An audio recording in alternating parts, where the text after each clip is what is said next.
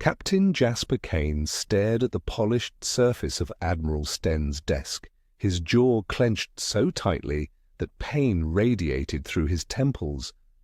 The words he had just heard hung in the air, impossible to ignore. "You want me to do what?" He finally looked up, searching for any hint that this was some kind of elaborate joke. But Admiral Sten's face, scarred from battles long past, remained cold and unreadable. "Your orders are clear, Captain. You are to marry Princess Sa of the Vitar clan." Jasper's chair scraped against the floor as he shot to his feet. "I'm a soldier, not some diplomatic bargaining chip." His recently healed leg throbbed, a parting gift from the Centurion conflict. "Sit down, Captain," the Admiral said, his voice carrying the weight of decades of command. "This isn't a request." Jasper remained standing. "Permission to speak freely, sir?" "Granted, though I suspect I know what you're about to say." "With all due respect, Admiral, this is absurd. I've spent 15 years serving the Alliance, leading major campaigns and surviving battles that should have killed me a dozen times over. And now you're telling me my next mission is marriage, Admiral?" Steen sighed, the first crack in his professional demeanor. He tapped a command on his desk, and the walls of his office transformed into a holographic map of the galaxy. Bright lights represented Alliance territories, while violet-hued sectors indicated Vitar holdings. The Vitar control access to 27 strategic hyperlane junctions, the Admiral explained, pointing at glowing pathways between the stars. They have technology centuries ahead of ours, particularly in neural interfaces and genetic modifications, and they've rejected every diplomatic overture we've made for the past 30 years. Jasper frowned. "Until now?" The Admiral nodded. "They've made a proposal, an alliance through marriage, and they specifically requested you." Jasper narrowed his eyes. "Why me?" "You're a war hero, Captain Kane, the liberator of Proxima Centauri. Your name carries weight, not just with our people, but across the galaxy." Jasper's tactical mind assessed the situation, a political marriage to secure peace, but why him? "And if I refuse?" The holographic display shut down, returning the office to its stark simplicity. "Then we prepare for war," Sten said grimly.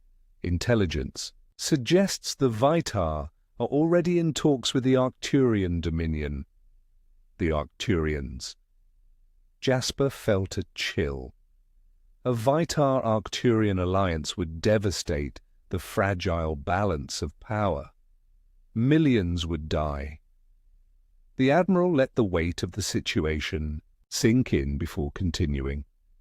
"The ceremony is in 3 weeks. Your diplomatic briefings start tomorrow."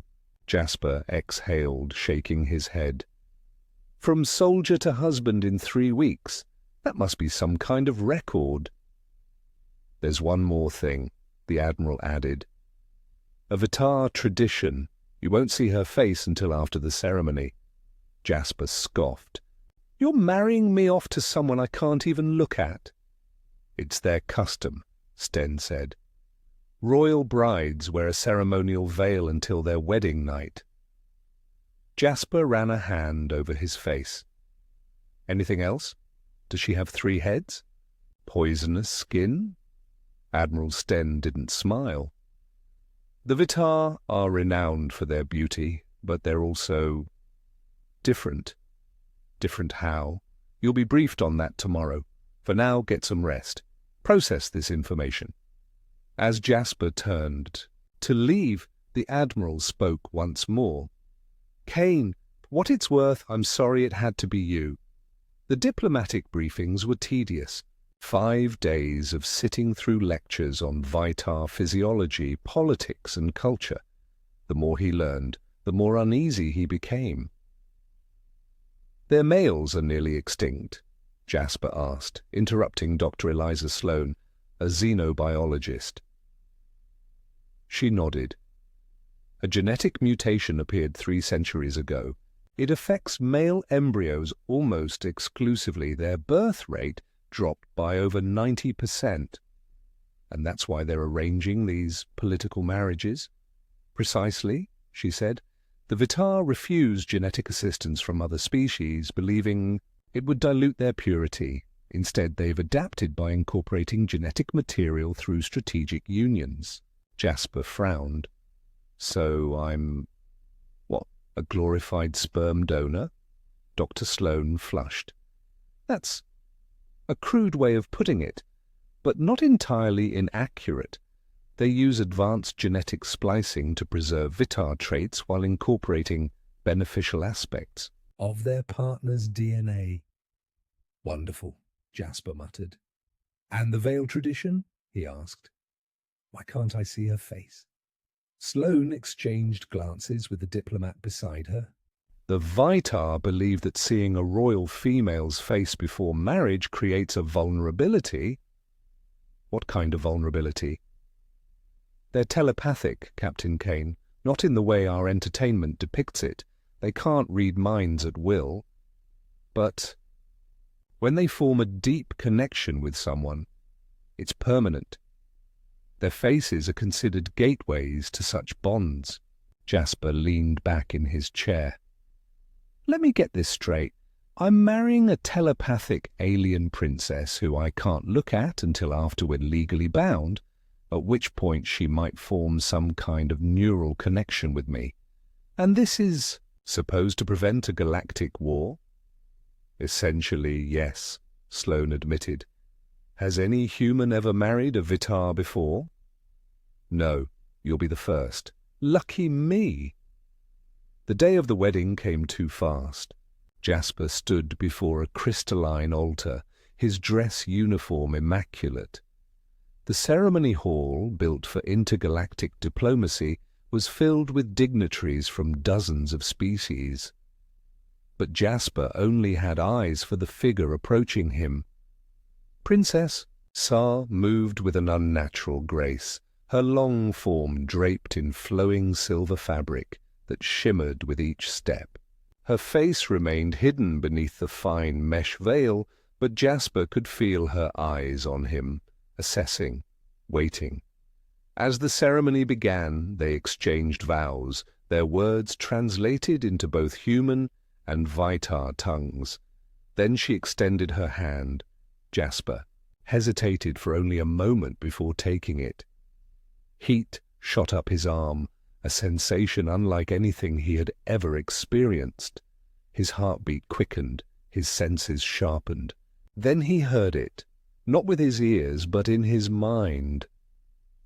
You don't understand the bond we've just formed. Jasper stiffened. He searched her face, but the veil concealed everything. Had she just spoken? Inside his head?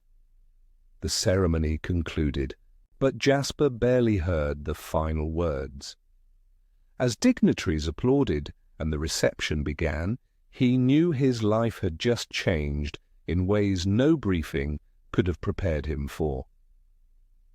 Later that night, in the privacy of their chamber, he finally faced her. Veil came off. Jasper's breath caught. She was beautiful, yes, but more than that, he felt a deep, primal recognition. Her golden eyes met his, and he knew, in the marrow of his bones, that his life was no longer his alone. "We are bound now, Captain Kane," she whispered, her voice a melody inside his thoughts, "in ways neither of us yet understand." He didn't know what that meant, but he was about to find out. Jasper Kane had faced enemies in battle, led soldiers through hell, and survived injuries that should have killed him. But nothing had prepared him for this, for the woman standing before him, the alien princess who was now his wife. Her veil lay discarded on the floor. The face he had been forbidden to see until this moment was breathtaking. Sharp cheekbones, luminous violet skin, silver hair that shimmered like liquid metal. But it was her eyes that captured him. Golden, almost glowing, they were too large, too knowing, and in them he saw more than just intelligence. He saw himself. Not just a reflection, but something deeper, a connection. He felt her inside his mind, not as an invasion, but as a presence, wrapping around his thoughts like a whisper he could almost understand. You feel it too. The words weren't spoken aloud, yet he heard them as clearly as if they had been. Jasper took a step back, pressing his fingers to his temples. "You're in my head." She didn't move, didn't blink. "And you are in mine." It wasn't just words. He felt emotions washing over him that weren't his own. Curiosity, apprehension, and something else, something warmer. "This isn't normal, is it?" "No," she admitted. Jasper steadied himself. "Then why is it happening?" She hesitated. "Because we were never meant to be separate." Before he could demand an explanation, an urgent chime echoed through the chamber. A transmission. Princess Sa turned toward the console, her expression darkening. "They're coming." Jasper moved to her side, scanning the transmission. It was heavily encrypted, but the meaning was clear. Alliance forces were approaching, his own people, but they weren't coming to congratulate him. They were coming to take him. The moment the alarm triggered, everything fell into place. The rushed marriage, the secrecy, the way Admiral Sten had avoided Jasper's questions. This was never about diplomacy, it was about control. Sa moved swiftly, her hands activating the security systems. "We have to leave, now." Jasper wasn't the type to run, but his instinct screamed that staying meant capture, or worse. "Tell me what's really going on," he demanded, even as his body moved on autopilot, grabbing his sidearm and checking its charge. Sa met his eyes. "You carry something inside you, something they don't want you to know about." Jasper frowned. "What?" She hesitated, then placed her hand on his chest. The moment she touched him, it was like an explosion inside his mind. Images, memories, not his own, but ancient. A civilization older than the stars, he knew. A project spanning millennia. Genetic, modifications, human DNA, altered and refined. And then the final revelation. His DNA was part of that experiment. Jasper staggered back, his pulse hammering. "That's impossible." Sa's voice was quiet but firm. "Your people didn't tell." Mine didn't tell me, but I can feel it in you now. Your DNA is not fully human. The pieces click together." The unnatural connection he felt with her. The telepathic bond forming too quickly. His instincts had been right. This wasn't a coincidence. This was designed. Before they could process further, the security system flared red. "They're here," Sa said. Jasper didn't hesitate. "Then let's move."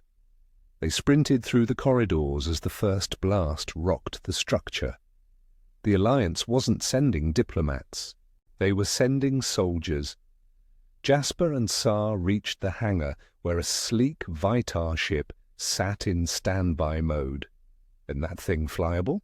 Jasper asked. Sa smirked. "Try and keep up, soldier." They launched, just as Alliance fighters screamed into the sky behind them. Jasper took the controls, instincts honed from years in combat kicking in.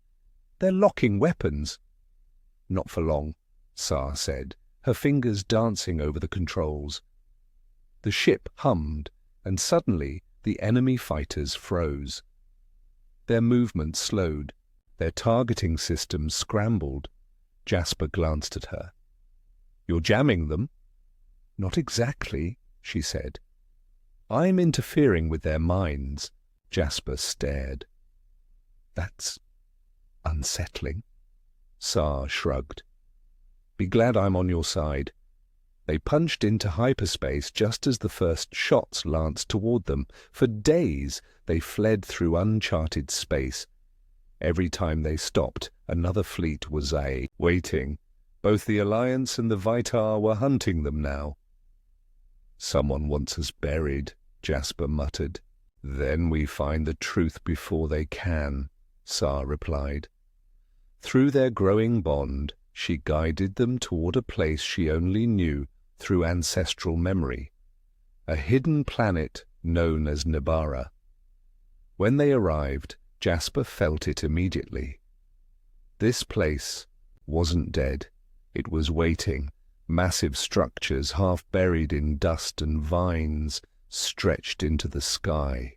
As they stepped onto the surface, symbols carved into the ancient stone began to glow. "This is where it began," Sar whispered. "The project that altered both our species." As they explored, they uncovered the truth. Humans and Vitar had once been the same species. Thousands of years ago, an ancient race had guided their evolution, splitting them into two branches. One remained on Earth. The other was taken to the stars, engineered for telepathic abilities. Jasper wasn't just compatible with Sar, he was the key to reunification. A bridge between what humanity had been and what it was meant to become. Before they could activate the final records, the sky split with the arrival of warships. They had been found. Alliance and Vitar forces descended upon Nebara, weapons primed.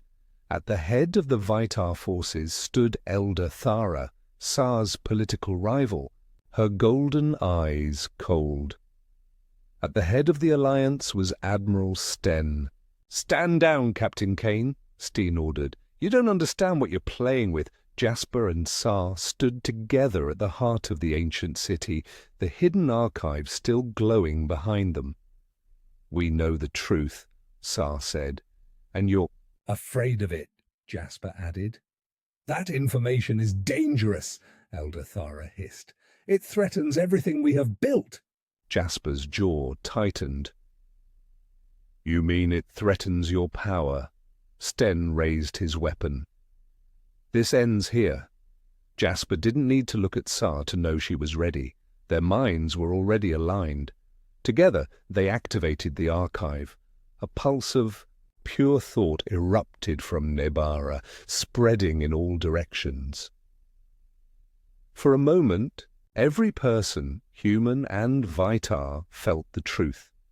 They saw their shared origin, their artificial separation, the lie they had lived for generations. When the pulse faded, the battlefield did not erupt into war. The soldiers, Alliance and Vitar alike, lowered their weapons. The leaders staggered, overwhelmed, and Jasper and Sar, standing side by side, knew that the galaxy had just changed forever. A year later, Nebara had become a beacon, not of war, but of unity. For the first time, humans and Vitar worked together, exploring what they were truly meant to become. Jasper stood with Sar on a balcony overlooking the reborn city. "Do you regret it?" he asked. She smiled. "Not for a moment." Jasper took her hand, their bond stronger than ever.